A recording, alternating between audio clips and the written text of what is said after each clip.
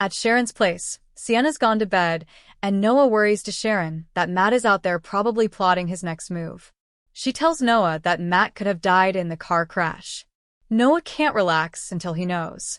Suddenly, Tessa arrives. She gets an update on Nick, and then explains to Sharon how she knows Sienna. Noah heads upstairs to let them talk. Sharon asks what brings Tessa by. Is Mariah okay? Tessa honestly doesn't know. She texted that she left the clinic and warned they wouldn't hear from her anytime soon. Sharon laments that she's been so preoccupied with Noah. Maybe she should have told Mariah what was going on. What if she needed me? What if her call in LA was a plea for help? Tessa doesn't think she needs anyone right now. She announces that she can't keep doing this anymore. I'm filing for divorce. Sharon gulps. A divorce? She asks if Tessa's sure this is what she wants. Tessa says of course it's not, but she can't keep living in this limbo. She thanks Sharon for her support, but it's ending. Sharon wonders if Mariah might be on her way home, but Tessa's sure it would just be to collect her things. Her wife has clearly moved on, and she can't keep living in the darkness anymore. At the hospital, Nick thanks the nurse. He feels so much better already. Adam drops in, and Nick reports that the doctor agreed to up his pain meds. His brother admits he doesn't have good news. Jack and Kyle nabbed Matt Clark. They tried to trade him for the AI. But before Victor could agree, everything went to hell with Newman Enterprises. Once Adam has filled Nick in on the Abbotts having them followed and Jack's goons seeing the car crash, he explains that someone turned the AI on Newman Enterprises. 2 names made the shortlist: Kane and Phyllis. They could lose everything.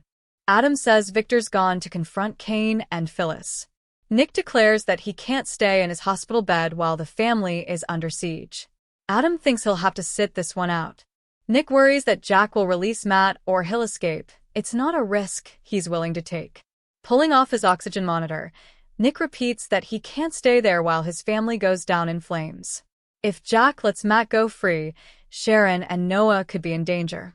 Adam protests as Nick barks, "Now help me up."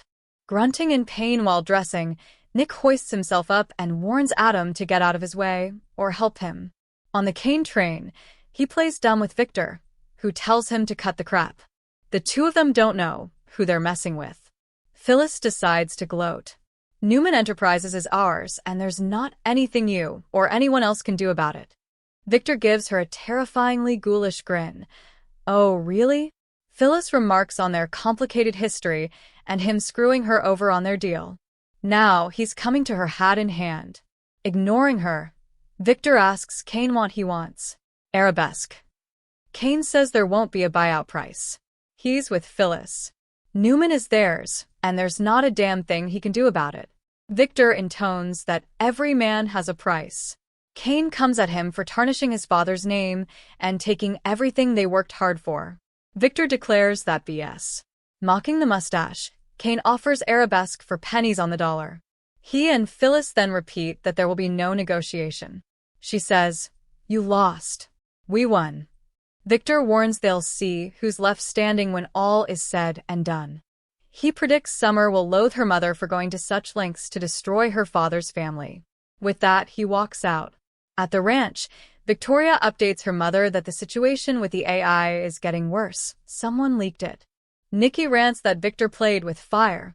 His damn vendetta against Jack might cause them to lose everything. Victoria's sure that her father will intimidate Kane into backing down. Nikki feels everyone has vastly underestimated Ashby. It's possible that the great Victor Newman has finally met his match.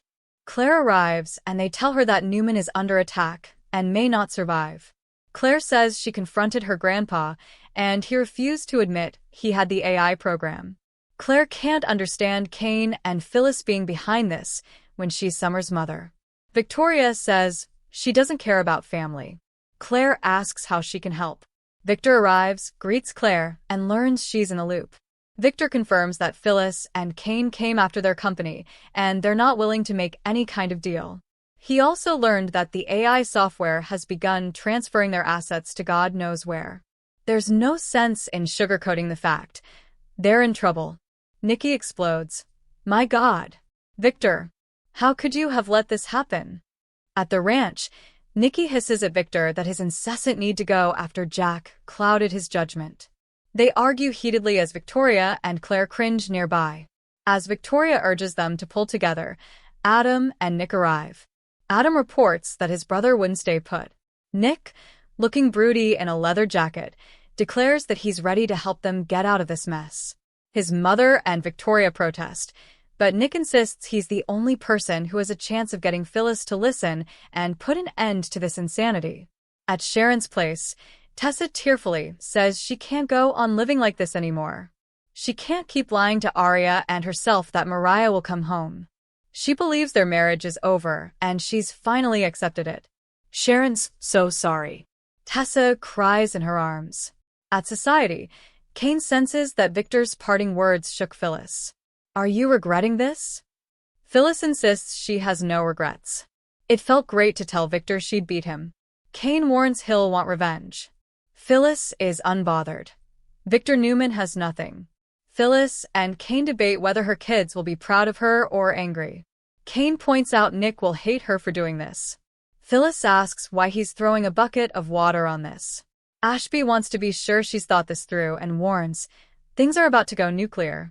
Phyllis grins. It already has.